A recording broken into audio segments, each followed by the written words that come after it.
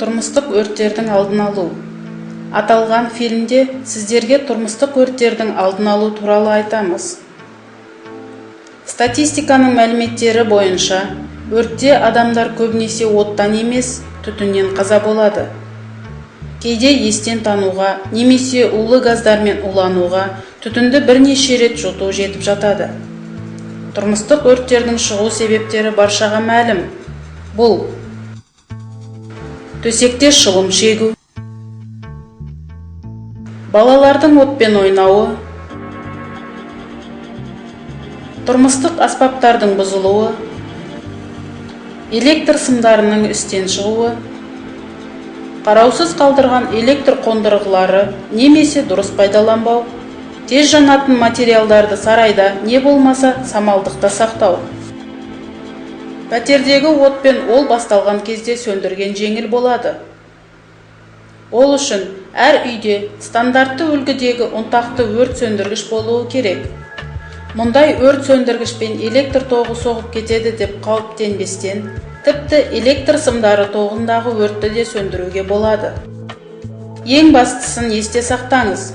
Өрттің шағын ошағын өз бетіңізбен сөндіруге тырысқанда міндетті түрде түтіннен сақтаныңыз. Сулы шүперек арқылы дем алыңыз. Есіңізден шығармаңыз. Өрттің ірі ошақтарын өз бетімен сөндіруге кеңес берілмейді. Қауіпті жерлерден жылдам кету керек.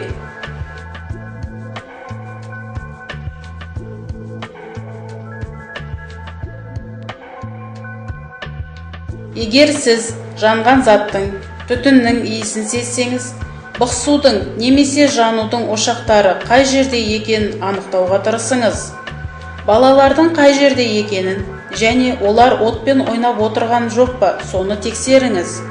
Егер сіздің пәтеріңізде бәрі дұрыс болса, түтін мен өрт шықпаса, тексеру үшін баспалдақ алаңына шығыңыз.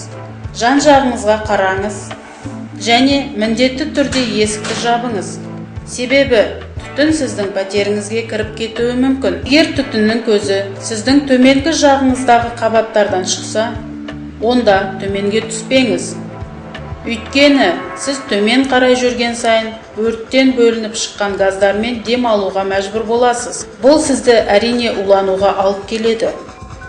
Сонымен қатар, өрт шығу кезінде ешқашан лифтіні пайдаланбаңыз. Өрт кезінде оларды міндетті түрде сөндіріп тастайды. Есіңізде болсын, кәсіби өрт сөндірушілерге өртті ең басынан бастап сөндіру жеңілге соғады. Үлкен өртте өзіңіздің сылбыр, баяулығыңыздан олардың өміріне қауіп төндіруге мәжбүр етпеңіз. Сондай-ақ есіңізде сақтаңыз. Егер сіз өзіңізге сеніп, пәтерде немесе кіреберісте арлы-берлі жүрген 15 минутте өрт сөндірушілер келіп, өрт сөндіруге, адамдар мен мүліктерді құтқаруға кірісіп кетереді. Өз өміріңізді және көршілердің өміріне қатер төндірмеңіз. Өрт сөндірушілерді барынша тез шақырыңыз.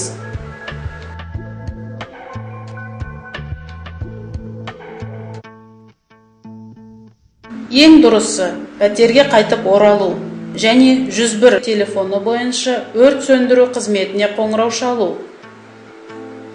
Анықтап және дүрбелеңге түспей өрттің шығу себебін, өзіңіздің нақты мекен жайыңызды, телефон нөмірін, кіреберістегі есіктің кодын және нөмірін хабарлаңыз.